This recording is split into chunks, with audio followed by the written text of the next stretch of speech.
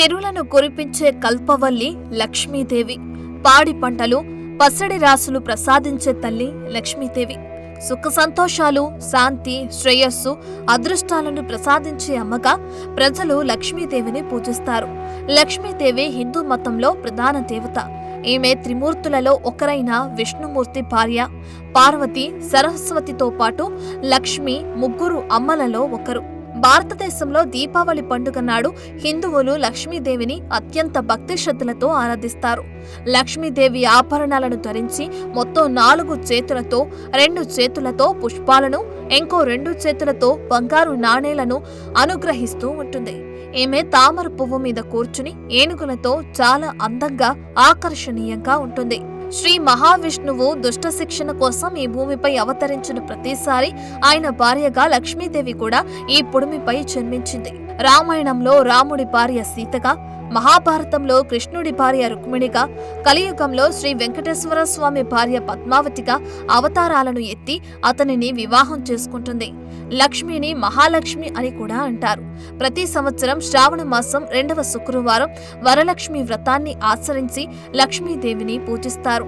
తమ భర్తలకు ఆయుష్ను, ఐశ్వర్యాన్ని ప్రసాదించి తన మాంగళ్యాన్ని కాపాడాలని మహిళలు పెద్ద సంఖ్యలో వరలక్ష్మి వ్రతాన్ని చేస్తారు. దీపావళి సందర్భంగా, నవరాత్రుల సందర్భంగా కూడా లక్ష్మీదేవిని ప్రజలు పెద్ద ఎత్తున పూజిస్తారు. శ్రీ అంటే సిరి అని అర్థం. సిరి అంటే సంపద, ఐశ్వర్యం అని అర్థం. లక్ష్మి అనగా లక్ష్యాన్ని సాధించే దేవత. లక్ష్యం సిద్ధిస్తే మనకు అన్నీ సమకూరినట్లే. అందుకే ఈమెను శ్రీలక్ష్మి అని, మహావిష్ణువులో మహా అనే పదాన్ని కలిపి శ్రీ మహాలక్ష్మి అని కూడా పిలుస్తారు. హిందూ మత గ్రంథాల ప్రకారం ప్రతిరోజు ఒక దేవతను ఆరాధిస్తారు. అందులో భాగంగానే శుక్రవారం నాడు లక్ష్మీదేవిని పూజిస్తారు. లక్ష్మీదేవి అనుగ్రహం పొందిన వ్యక్తికి జీవితంలో దేనికి లోటుండదని నమ్ముతారు. అయితే లక్ష్మీదేవి చంచల స్వభావాన్ని కలది. ఎక్కడా ఒక చోట ఉండకుండా తిరుగుతూ ఉంటుంది. గర్విష్ఠులు, ఈర్ష, ద్వేషాలు కలవారి ఇంట లక్ష్మి ఒక్క క్షణం కూడా ఉండదంటారు. అందుకే లక్ష్మీదేవి శాశ్వతంగా మన ఇంట్లో కొలువై ఉండాలంటే నిత్యం పూజలు చేసి అమ్మవారిని సంతోషపరచాలని అంటుంటారు. అందుకే అమ్మవారిని ప్రసన్నం చేసుకోవటం కోసం ప్రజలు ప్రతి శుక్రవారం నాడు ప్రత్యేక పూజలు నిర్వహిస్తారు. ఉపవాసం కూడా ఉంటారు. మరి లక్ష్మీదేవిని సంపదల దేవతని ఎందుకు పిలుస్తారో తెలుసా? అమ్మవారికి అసలు ఆ కీర్తి ఎలా వచ్చిందో ఇప్పుడు తెలుసుకుందాం. లక్ష్మీదేవి జననానికి సంబంధించి పురాణాలలోనే అనేక కథలు ఉన్నాయి. విష్ణు పురాణం ప్రకారం ఒకరోజు ఇంద్రుడు ఐరావతంపై స్వర్గానికి వెళుతుండగా దుర్వాస మహర్షి ఎదురుపడతాడు. అమరావతి అధిపతికి గౌరవ సూచకంగా దుర్వాసుడు తన మెడలోని దండనిస్తాడు. గర్వంతో కళ్ళు మూసుకుపోయిన ఇంద్రుడు దండను ఇచ్చిందెవరన్న విషయాన్ని పట్టించుకోకుండా, కనీసం కృతజ్ఞతలు కూడా చెప్పకుండా ఆ దండను తన ఏనుగు తొండానికి తగిలిస్తాడు. తొండాన్ని అటూ ఇటూ ఆడిస్తున్న ఏనుగు ఆ దండను కిందకి విసిరేసి కాళ్లతో తొక్కుతుంది. అసలే కోపిష్టైన దుర్వాసుడు ఆ దృశ్యాన్ని చూసి మరింత కోపాద్రిక్తుడై, ఓ ఇంద్ర, మితిమీరిన అహంకారం, గర్వంతో ప్రవర్తించిన నిన్ను ఈ భోగ భాగ్యాలన్నీ వీడిపోతాయి. నీ రాజ్యం నుండి లక్ష్మి వెళ్లిపోవుగాక అని శపిస్తాడు. దుర్వాసుని శాపం కారణంగా లక్ష్మి స్వర్గాన్ని వీడి పాల సముద్రంలో నివసించసాగింది. దాంతో స్వర్గలోకం నిర్వీర్యమవుతుంది. అష్టైశ్వర్యాలు నశించిపోతాయి. బలి నాయకత్వంలో రాక్షసులు అమరావతిపై దండెత్తుతారు. ఇంద్రుడిని ఓడించి దేవతలందరినీ స్వర్గలోకం నుండి తరిమేస్తారు. అప్పుడు ఇంద్రుడు తన గురువు బృహస్పతి సలహా మేరకు బ్రహ్మదేవుడి వద్దకు వెళ్లి జరిగిన విషయాలు వివరిస్తాడు. ఆ తర్వాత బ్రహ్మ ఇతర దేవతలను వెంటబెట్టుకుని విష్ణుమూర్తి దగ్గరికి వెళ్లగా అమృతాన్ని స్వీకరించి బలాన్ని పొంది రాక్షసులను ఓడించవచ్చని, సిరి సంపదలను మళ్లీ పొందవచ్చునని, అందుకోసం క్షీరసాగరాన్ని మదించాలని విష్ణువు సలహా ఇస్తాడు. అయితే క్షీరసాగర మదనం దేవతలకొక్కరికి సాధ్యమయ్యే పని కాదు. రాక్షసు గణాన్ని కూడా క్షీరసాగర మదనానికి ఒప్పించి క్షీరసాగరాన్ని మదించడం మొదలు పెడతారు. మందర పర్వతాన్ని కవ్వంగా చేసి వాసుకి అనే సర్పాన్ని తాడుగా చుట్టి ఒకవైపు దేవతలు, మరోవైపు రాక్షసులు ఆ సర్పాన్ని పట్టుకుని పాల సముద్రాన్ని చిలకడం మొదలు పెడతారు. విష్ణుమూర్తి కుర్మావతార రూపంలో మంద పర్వతం మునిగిపోకుండా చూస్తాడు. సముద్ర మదనం నుండి మొదట హాలాహలం పుడుతుంది. ఆ హాలాహల విషపు వేడికి లోకాలన్నీ అల్లాడిపోతాయి. అప్పుడు మహాశివుడు వచ్చి హాలాహలాన్ని త్రాగి తన కంఠంలో ఉంచుకుంటాడు. అప్పుడు మళ్లీ పాల సముద్రాన్ని మదించగా అందులో నుండి కామధేనువు, తెల్లని అశ్వం, ఐరావతం, కల్పవృక్షం, అమృతంతో పాటు కళ్ళు చెదిరే అందంతో పాల సముద్రంలో నివసిస్తున్న లక్ష్మీదేవి జన్మిస్తుంది. పాల సముద్రంలో నుండి జన్మించింది కనుక ఆమె సముద్రరాజ తనయ అయ్యింది. తరువాత పాల సముద్రం నుండి చంద్రుడు జన్మిస్తాడు. అందుకే చంద్రుడిని లక్ష్మీదేవి సోదరుడు అంటారు. అప్పుడు లక్ష్మీదేవిని శ్రీ మహావిష్ణువు పెళ్లాడతాడు. లక్ష్మీదేవి జననంతో ముల్లోకాలకు సుఖ సంతోషాలు, అష్టైశ్వర్యాలు తిరిగొచ్చాయి. దేవతలు అమృతాన్ని తాగి అమరులయ్యారు.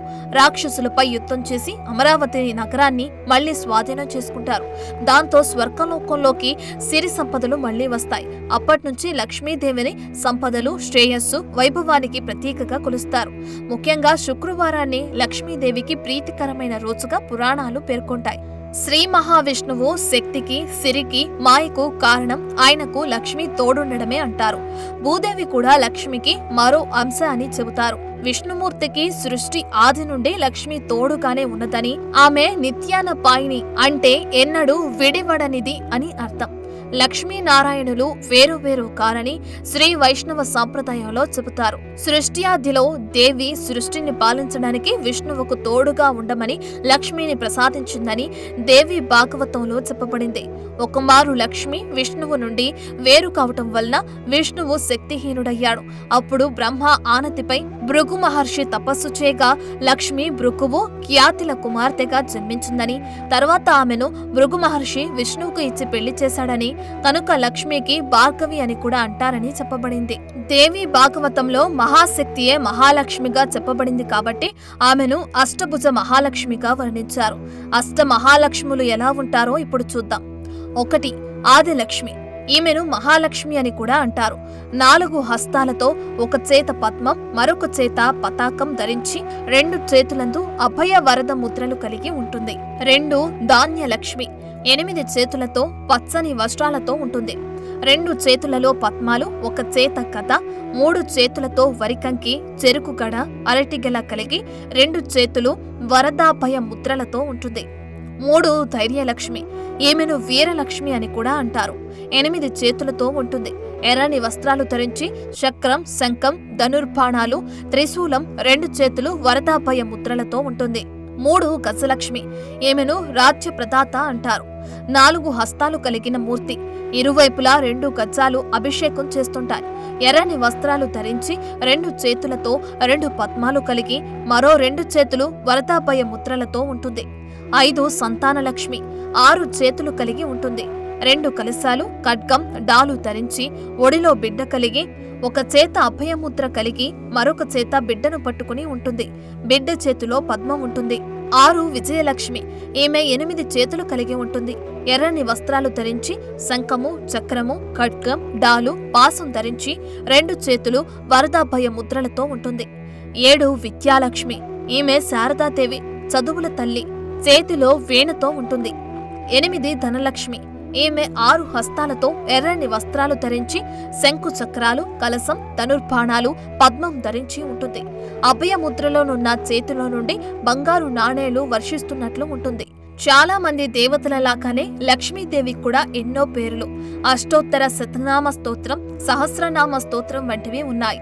లక్ష్మి, శ్రీ, సిరి, భార్గవి, మాత, పలుకు తేనెల తల్లి, నిత్యాన పాయినే, క్షీర సముద్ర రాజతనయ, పద్మ, పద్మాక్షి, పద్మాసన, కమల, పద్మప్రియ, రమ, ఇందిర అనే నామాలతో లక్ష్మీదేవిని భక్తులు స్తుతిస్తుంటారు. ఇప్పుడు పూరి జగన్నాథ్ ఆలయంలో లక్ష్మీదేవికి సంబంధించిన కథ గురించి చూద్దాం. పూర్వం పూరి అనే గ్రామానికి చెందిన శ్రీయ చండాలిక అనేవారు లక్ష్మీదేవిని పూజించగా జగన్నాథుడు భార్య అయిన లక్ష్మీదేవి వారింటికి వెళుతుంది. వారు అంటరాని కులంలో జన్మించి పూరి గ్రామం నుండి బహిష్కరించబడి గ్రామం చివరన ఒక పూరి పాకలో జీవిస్తుంటారు. వారి భక్తికి సంతోషించిన లక్ష్మీదేవి వారు పెట్టిన ప్రసాదాలు స్వీకరించి వారికి అష్టైశ్వర్యాలు ప్రసాదించి వారి గుడిసెను పెద్ద రాజభవనంలా మార్చేస్తుంది. ఈ విషయం విన్న బలభద్రుడు అంటరాని వారి ఇంటిని సందర్శించిన లక్ష్మీదేవిని విడిచిపెట్టమని జగన్నాథుణ్ణి ఆజ్ఞాపిస్తాడు. అన్న బలభద్రుడి ఆజ్ఞను శిరసావహించిన జగన్నాథుడు లక్ష్మీదేవిని విడిచిపెడతాడు. అప్పుడు లక్ష్మి పూరి గ్రామాన్ని విడిచి శ్రీయ చండాలిక ఇంటిలోనే ఉండసాగింది. ఆ తర్వాత బలభద్ర భగవానుడు పూరిలోని పెద్ద వంటగదిలో వంట చేద్దామని వస్తాడు. అయితే ఆ వంటశాలకు అధిపతి అయిన లక్ష్మీదేవి అక్కడ లేకపోవడంతో కట్టెల పొయ్యి కూడా వెలగదు. బియ్యం, కూరగాయలు అన్నీ మాయమైపోతాయి. తినడానికి అక్కడ ఏమీ మిగలవు. అన్నం లేకపోవడంతో పూరి దేవాలయంలోని సుభద్ర, బలభద్రుడి సహా జగన్నాథుడు కూడా ఆకలికి అలమటిస్తారు. దేవాలయానికి వచ్చిన భక్తులు, పూజారులతో సహా ఆ గ్రామంలోని ప్రజలందరూ అన్నం దొరక్క ఆకలికి తట్టుకోలేక ఏడుస్తుంటారు. క్రమంగా పూరి గ్రామంలో శాంతి, సంపద, శ్రేయస్సు, శక్తి దూరమై దురదృష్టం, ఆకలి ప్రవేశిస్తుంది. ప్రజలు అన్నం కోసం ఒకరిని ఒకరు కొట్టుకుంటూ, చంపుకుంటూ జీవిస్తారు. బలభద్ర భగవానుడు, సుభద్రాదేవి అలాగే జగన్నాథుడు వీధుల్లోకి వచ్చి అన్నం కోసం ప్రజల్ని వేడుకుంటుంటారు. అయినా వారికి తినడానికి తిండి దొరకదు. ఒంట్లో శక్తి లేక అలాగే రోడ్డు మీద కూలబడతాడు బలభద్రుడు. అప్పటికి గాని బలభద్ర భగవానుడికి తాను చేసిన తప్పేంటో తెలిసి వస్తుంది. ఇప్పటి వరకు తను సంపాదించి అన్నం తింటున్నాననుకుంటాడు. కానీ అసలు ఆ సంపదకు, శక్తికి మూలం లక్ష్మీదేవి అని గ్రహించలేకపోయాడు. చివరకు జగన్నాథుడు ఆహారం కోసం వెతుకుతూ ఊరి చివరకు వస్తాడు. అక్కడ ఒక అంటరాని స్త్రీ అన్నం తినడం చూసి, నాకు ఆకలిగా ఉంది, కొంచెం అన్నం పెట్టమని చేతులు జోడించి అడుగుతాడు. ఆ అంటరాని స్త్రీ జగన్నాథుడికి అన్నం పెడుతుంది. జగన్నాథుడు అన్నం తినగానే అతని కడుపు నిండి ఒంట్లోకి శక్తి వస్తుంది. అప్పుడు ఆ అంటరాని స్త్రీ లక్ష్మీదేవిగా మారుతుంది. జగన్నాథుడు లక్ష్మీదేవిని తనతో రావాలని వేడుకుంటాడు. అందుకు అంగీకరించిన లక్ష్మి పూరి గ్రామంలోకి ప్రవేశిస్తుంది. లక్ష్మీదేవి దేవాలయంలోకి ప్రవేశించగానే వంటగదిలో కట్టెలు పొయ్యి ఆటోమేటిక్గా వెలిగి అన్నం, కూరలు తయారవుతాయి. అప్పుడు బలభద్ర భగవానుడు, సుభద్రాదేవితో పాటు గ్రామ ప్రజలందరూ ఆవురావురుమంటూ అన్నం తిని శక్తిని పొందుతారు. బలభద్రుడు లక్ష్మీదేవిని క్షమించమని వేడుకుని దేవాలయంలోని పెద్ద వంటశాలలో నివసించమని కోరుతాడు. అప్పట్నుంచి లక్ష్మీదేవి అక్కడే ఉండి పూరి దేవాలయానికి వచ్చే భక్తులకు అన్నం, కమ్మని కూరగాయలతో కడుపు నింపుతుంది. ఇక్కడ అన్నం లక్ష్మీదేవి స్వరూపంగా భావించబడుతుంది. లక్ష్మీదేవి కారణంగా పూరి దేవాలయ వంటశాల ప్రపంచ ప్రసిద్ధి పొందింది. ఈ కథ లక్ష్మీ పురాణంలో పేర్కొనబడింది. ఇప్పుడు మన దేశంలో లక్ష్మీదేవికి ఆలయాలు ఎక్కడెక్కడ ఉన్నాయో చూద్దాం. 1. సత్తార్పూర్ మందిర్. సత్తార్పూర్ మందిర్ ఢిల్లీలోని మహ్రౌలి ప్రాంతంలో ప్రసిద్ధ కుతుబ్ మినార్ నుండి 4 కిలోమీటర్ల దూరంలో ఉంది. ఇది ఒక అందమైన లక్ష్మీదేవి దేవాలయం. ఇది దక్షిణ, ఉత్తర భారతీయ నిర్మాణ శైలిలో నిర్మించబడింది. 2. చౌరాసి ఆలయం. చౌరాసి దేవాలయం హిమాచల్ ప్రదేశ్ రాష్ట్రంలోని చంబా లోయ నుండి 65 కిలోమీటర్ల దూరంలో ఉన్న బ్రహ్మూర్ వద్ద ఉంది. లక్ష్మీదేవి, గణేశుడు, మణి మహేశుడు మరియు నార్సింగ్ యొక్క ప్రధాన ఆలయాలను చౌరాసి దేవాలయాలు అని పిలుస్తారు. 3. మహాలక్ష్మి దేవాలయం. ముంబైలోని మహాలక్ష్మి ఆలయం నగరంలోని పురాతన పుణ్యక్షేత్రాలలో ఒకటి. ఇది ముంబైలోని బ్రీచ్ కాండి వద్ద బి దేశాయ్ రోడ్లో ఉంది.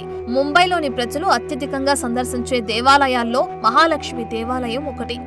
4. Sripuram golden temple.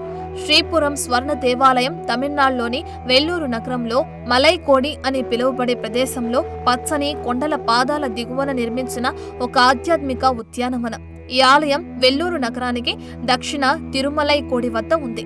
తిరుమలైకోడి వెల్లూరు నుండి 8 కిలోమీటర్ల దూరంలో ఉంటుంది. For more videos like this, subscribe Big TV channel.